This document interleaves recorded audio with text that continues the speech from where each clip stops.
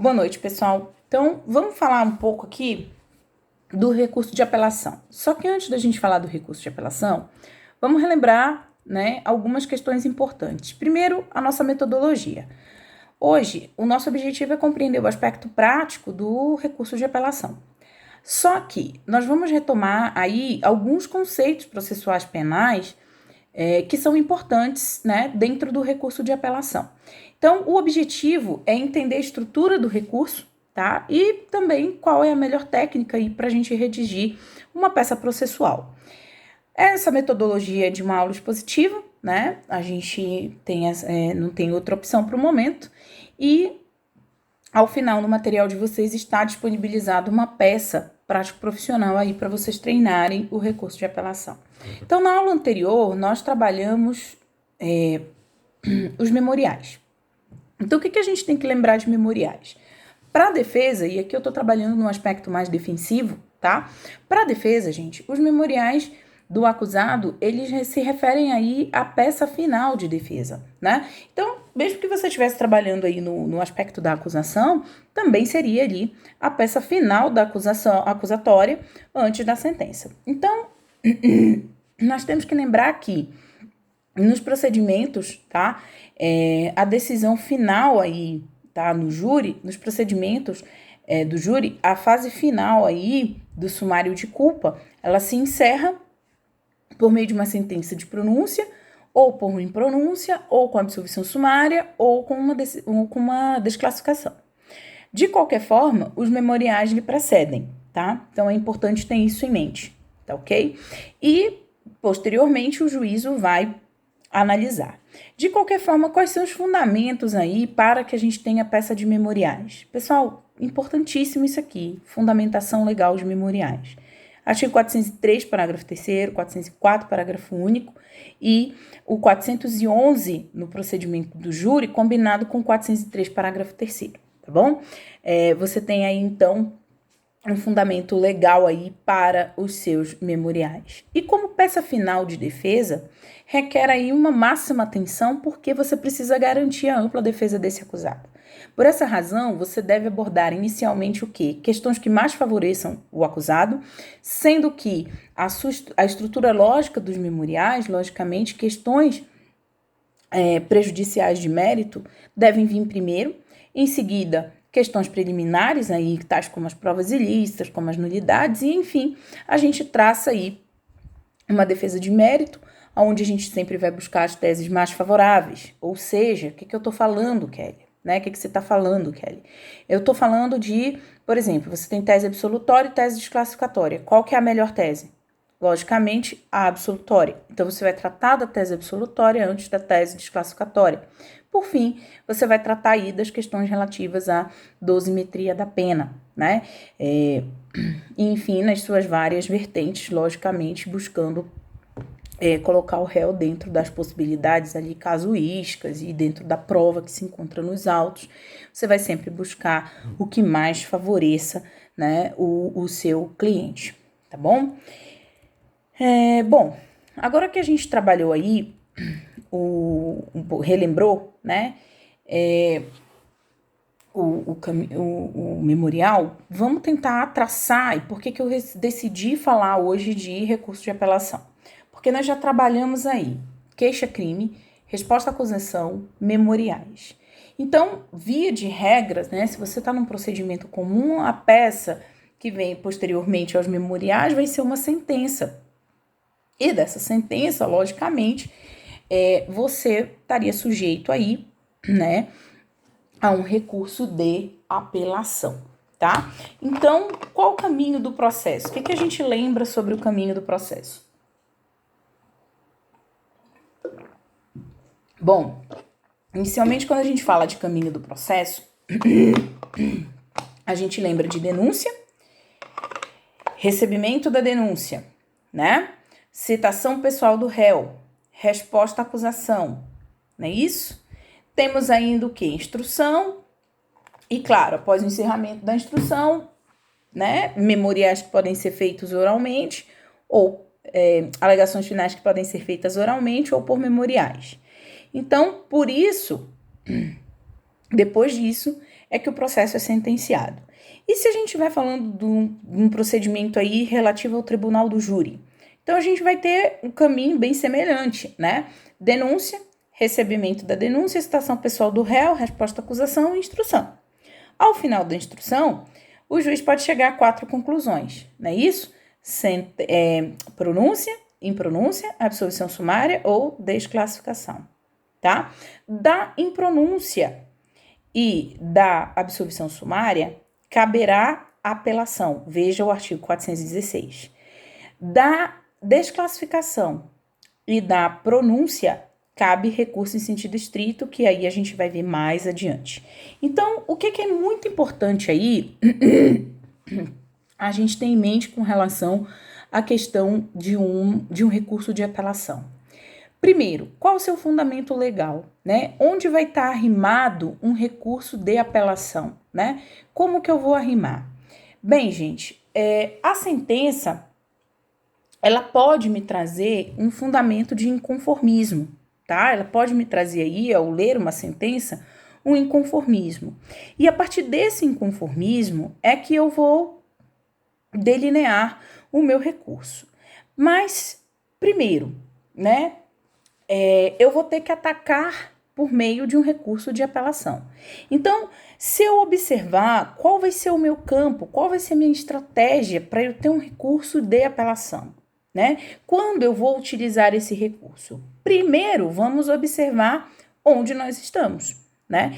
Para a gente saber o que a gente precisa fazer. Então, a primeira opção que eu tenho aqui com relação ao recurso de apelação é o seguinte, o artigo 593, olha o que fala esse artigo para mim. Ele diz o seguinte, caberá apelação no prazo de 5 dias das sentenças definitivas de condenação ou absolvição proferidas por juiz singular. Aqui é o mais fácil, né? Se eu vejo uma sentença que condena ou absolve, tá?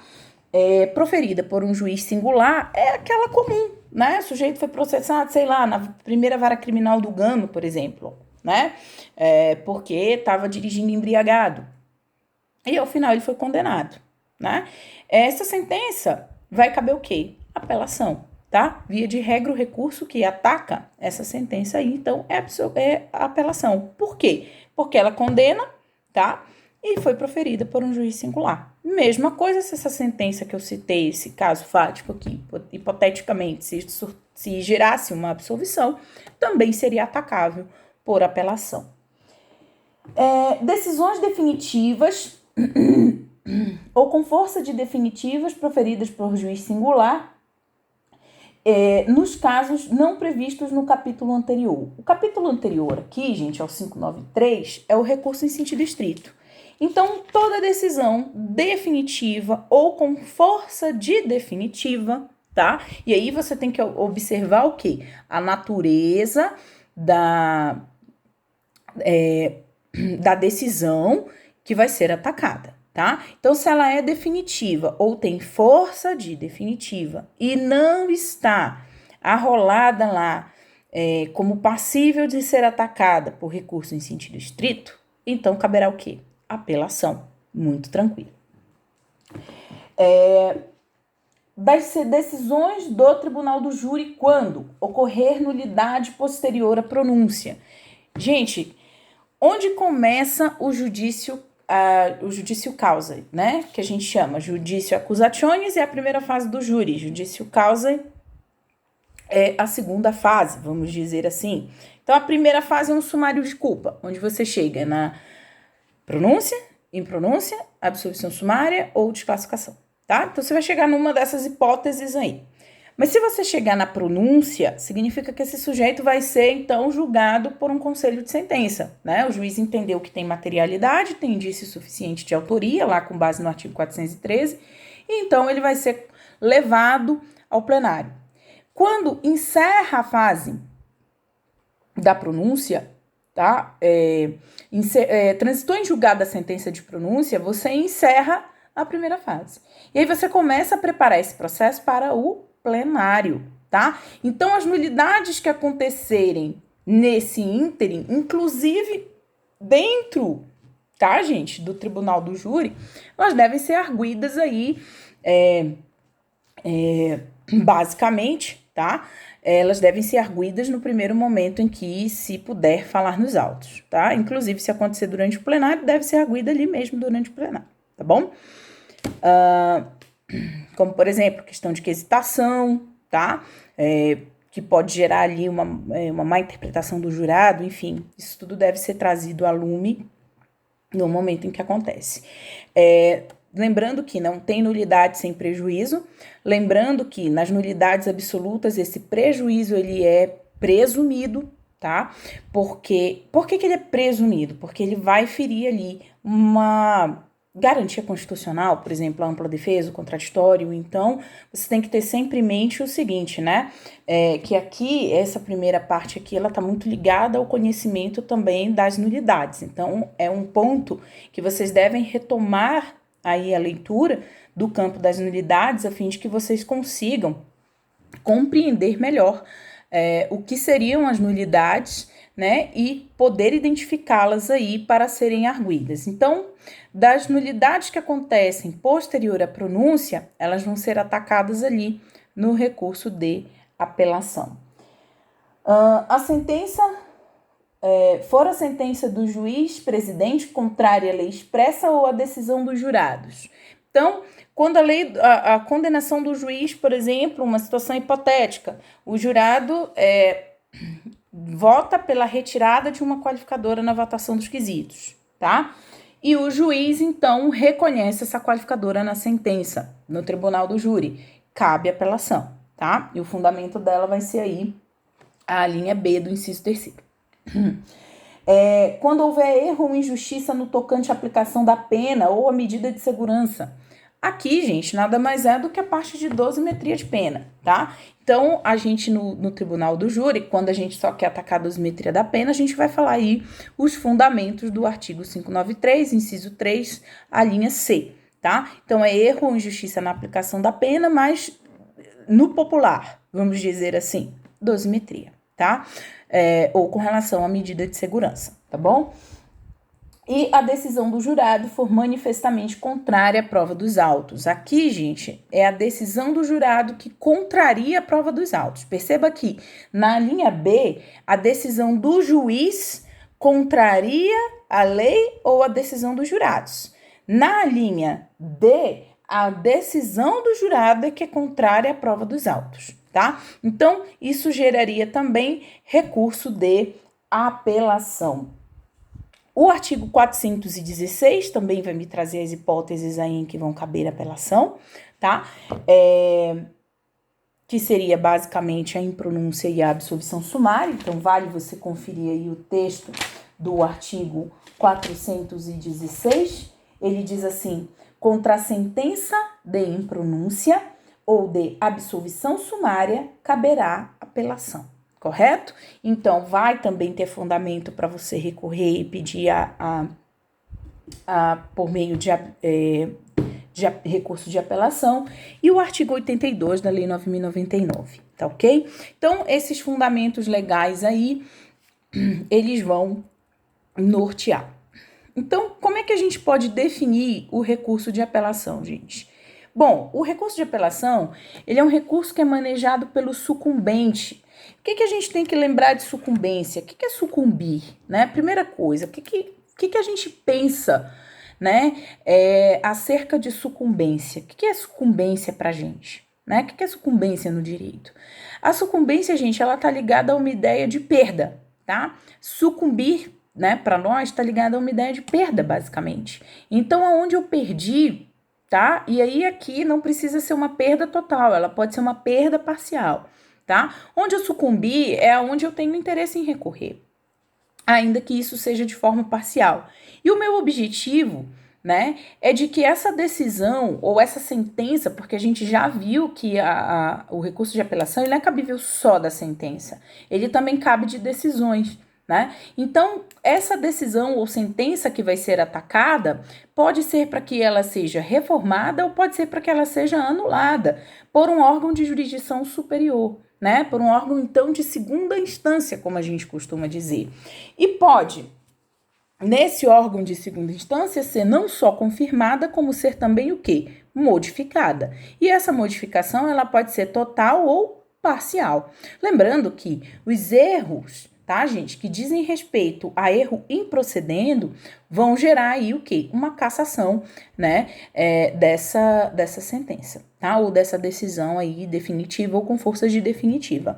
Por outro lado, se o erro foi injudicando, ou seja, foi um erro de aplicação da lei, ela pode ser confirmada no tribunal ou ela pode ser o quê? Modificada. E essa modificação, ela pode ser total ou pode ser parcial. Então, o que vocês têm que ter em mente é que a ideia do recurso de apelação é para atacar uma sentença ou uma decisão definitiva ou com força de definitiva. Decisões proferidas pelo conselho de sentença ou de impronúncia ou de absolvição sumária ou ainda no campo ali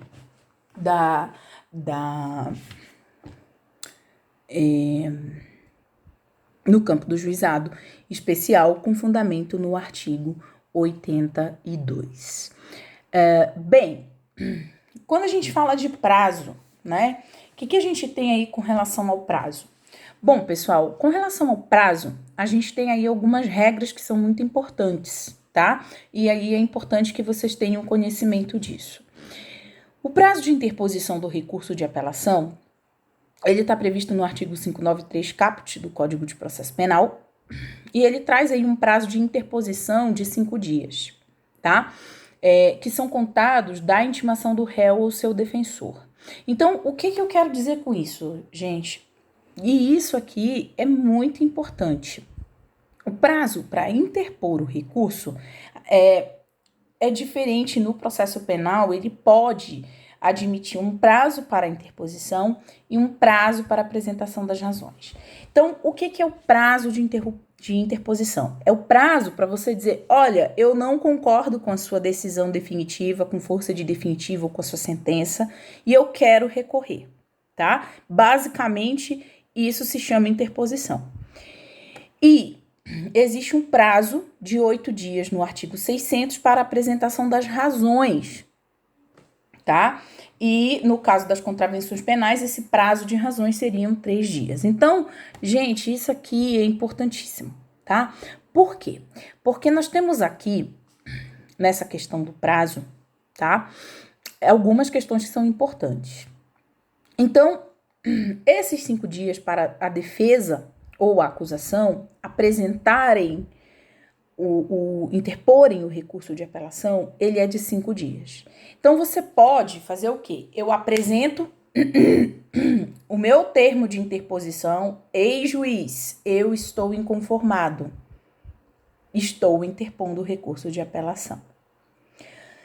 E posso apresentar junto as minhas razões. Basicamente, gente, né, se eu traçasse um paralelo aqui com o processo civil, é o que se faz no recurso de apelação civil. Você apresenta o recurso e apresenta as razões. Só que no processo criminal a gente pode separar esses momentos. É isso que a lei prevê, tá? Então você pode fazer só petição dizendo, olha, eu estou inconformado e eu quero recorrer. O juiz, então, né, vai verificar ali basicamente se está tempestivo, recebendo seu recurso.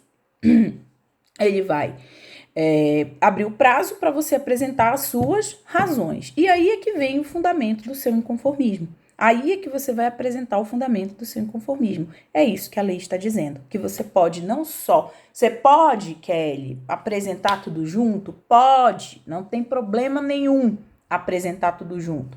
Mas qual é a regra? Tá? Não, nesse caso, na verdade, a gente nem tem uma regra. Nesse caso, você vai optar como melhor você entender. Você, como defesa técnica, você foi intimado, você vai apresentar ali a interposição com razões. Agora, você pode também, e aí não tem problema nenhum, tá? Que você apresente a interposição e depois as suas razões. Só que qual é a questão aqui? Se cair a apelação na prova da OAB, você vai ter que apresentar a interposição junto com razões, tá? Então, nada de pedir prazo para apresentar razões. Se cair, você já tem que apresentar as razões junto com a interposição, os dois caminhando juntos, tá? Mas para a lei, isso daí é perfeitamente possível. Contados da intimação do réu ou do seu defensor. Aqui no caso, claro, para a defesa, tá, gente? Contado da intimação. Para a acusação, o Ministério Público também vai tomar conhecimento aí da sentença e, se tiver interesse, também vai obedecer esse mesmo prazo, 5 dias para interposição e 8 para apresentar razões. Não excluída aí, claro, a possibilidade de apresentar as razões do recurso em conjunto já com o termo de interposição, tudo de uma vez. Isso aí não é vedado em lei. E observem sempre o prazo, tá, gente? A contagem do prazo criminal. Observem sempre o artigo 798. Conta da intimação, exclui o dia do começo, inclui o dia do final. Então, né, contagem em dias, contagem aqui não tem questão de dias úteis, o prazo só não vai começar em dia que não seja útil ou terminar em dia que não seja útil. Então, sempre vai começar no primeiro dia útil subsequente à intimação, correto? E vai terminar num dia útil. Então, se o prazo encerrar num domingo, logicamente esse prazo vai se prorrogar e vai se encerrar na segunda. É isso que a lei fala, tá? Então, lembrem disso. E essa regra, gente, dos 5 para interpor e 8 para apresentar razões e 3 para apresentar razões, se for contravenção penal, vale tanto para acusação quanto para defesa. E o assistente de acusação? Gente, o assistente de acusação, nós temos aqui duas situações. A primeira delas é que diz respeito ao assistente já habilitado. Se o assistente já está habilitado, vale a regra dele, tá? De interposição de recurso, vai valer como vale para acusação e para defesa. Então, são aqueles 5 de interpor e 8 para apresentar razões e 3 dias para apresentar razões se for contravenção penal, tá? Então, se ele já está habilitado nos autos, ele vai seguir essa mesma regra. Se ele não está habilitado nos autos ainda, ele vai ter um prazo de 15 dias que vai contar do término do prazo do Ministério Público, tá ok? Então, vamos supor, você tem duas situações aqui. Se ele já está habilitado nos autos, né? Quando sobrevém a sentença, logicamente que ele vai obedecer ao prazo da acusação e da defesa. Mesma coisa. Se não, né, sobreveio e aí a pessoa nomeou lá um assistente de acusação e ele se habilitou nos autos, tá? Para acompanhar o processo. Vai receber o processo no estado em que se encontra, né? E vai ter a ele aí, vai ser dado a ele aí um prazo de 15 dias para se manifestar após o Ministério Público. Observem aí o artigo 600, tá? Parágrafo 1º do CPP. Bom, no âmbito dos juizados especiais, gente, esse recurso ele tem o prazo de 10 dias e essa interposição, tá? E razões, ela vai em conjunto. Então, quando a gente fala de processo que é relativo a juizado especial, você não tem esse negócio de separar a interposição com a apresentação de razões. É tudo junto e misturado, um com o outro, tá ok? Você já apresenta a interposição e na folha seguinte você apresenta as razões. Não esqueçam disso, tá? Os procedimentos aí relativos aos crimes de menor potencial ofensivo, tá? Que são afetos ao juizado especial, eles têm essa nuance. Você não tem separação neles de prazo de interposição e prazo de razões. É tudo junto e misturado, tá? Bom, quando a gente fala de interposição e de razões, né? A gente costuma usar a palavra termo. Então, no criminal é muito comum a gente fazer isso. Faz aí o termo de apelação. Quando a gente fala termo, na verdade a gente está dizendo que é só essa interposição. Falar lá para o juiz, olha, eu estou inconformado e eu quero recorrer, tá? Então, é para isso que a gente apresenta o termo. E claro, aí, já na apresentação do termo, a gente pede que o juiz receba o recurso e que abra o prazo, né, legal lá do artigo 600 para apresentação das razões, tá? Então, aí o processo vai concluído para o juiz recebe o nosso recurso, né? Tendo tempestivo, tendo interesse, tendo legitimidade, ele recebe o nosso recurso e então abre o prazo para a apresentação das razões, tá certo? Então, é por isso que a gente no criminal chama termo. Então, vamos lá. Legitimados. Gente, quem são os legitimados para interpor o recurso de apelação? Tá? Se vocês observarem aí, o artigo 577 do CPP, ele vai trazer pra gente quem? Ministério Público. Gente, Ministério Público, basicamente, nas ações penais públicas, tá? Ações penais públicas. Lembrando que, tá? Na ação penal subsidiária da pública, gente, tá? O Ministério Público ele tem uma participação bem ativa, tá? Então, aqui, de um modo geral, eu tô falando das ações penais públicas, mas na ação penal privada subsidiária da pública, perfeitamente possível, tá? Que o Ministério Público também apresente aí recurso de apelação, tá ok? Querelante, tá? E réu, tá, gente? Querelante é o termo que a gente usa quando a gente fala das ações penais privadas, tá ok? E réu por ser o procurador ou defensor. Então, o réu, gente, ele vai ter também, tá? Ele tá legitimado também a interpor esse recurso de apelação. E o artigo 598, combinado com o 31, ele traz aí uma legitimidade supletiva, certo? Ao ofendido, cônjuge, ascendente, descendente e irmão, tá? Então, esses aí são os legitimados para a apresentação do recurso de apelação. E bem, cabe ressaltar aqui, gente, que quanto ao recurso de apelação, nós temos duas situações, tá? Caberá recurso em sentido estrito, tá? E isso daí tem previsão no artigo 581, inciso 15 do CPP, da decisão que denegar a acusação ou julgá-la deserta. A ideia de deserção está ligada a preparo, tá? Na esfera criminal, atualmente, a gente não tem aí preparo para o recurso de apelação, tá ok? Mas a gente tem que lembrar que o nosso código é bem antigo, tá? Então, aqui a gente vai fazendo uma interpretação conforme. Entretanto, tá? Se denegar a apelação, é possível recurso em sentido estrito. E se a decisão receber o recurso, mas obstar em algum momento o seu segmento, tá? Esse recurso cabível seria, então, a carta testemunhável do 693, inciso 2º do CPP. Então, aqui é só para vocês terem uma ideia, realmente, tá? E os sujeitos? Gente, quem são os sujeitos do recurso de apelação? Bom, aqui é muito importante que vocês entendam uma coisa. Quando eu falo de sujeitos do recurso de apelação, eu estou falando quem que recorre, quem que é recorrido, quando isso acontece, né?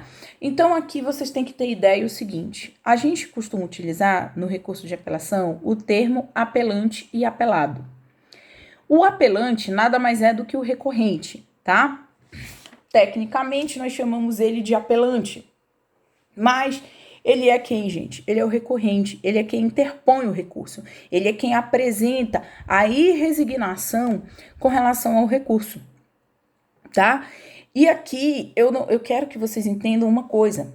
Quando a gente fala apelante e apelado, o apelante nem sempre é a defesa e o apelado nem sempre é o Ministério Público.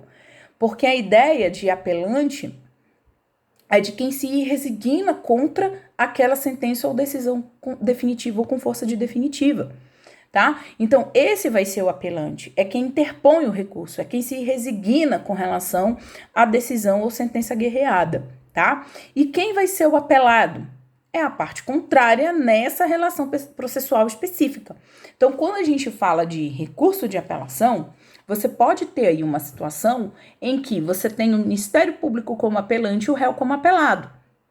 Ou que você tenha o Ministério Público como apelado e o réu como apelante. E você pode ter também quem, gente? Réu e Ministério Público sendo apelantes e apelados ao mesmo tempo, tá ok? Bom, eu vou encerrar essa primeira parte aqui e em seguida a gente já volta aprofundando um pouquinho mais esses termos apelante e apelado.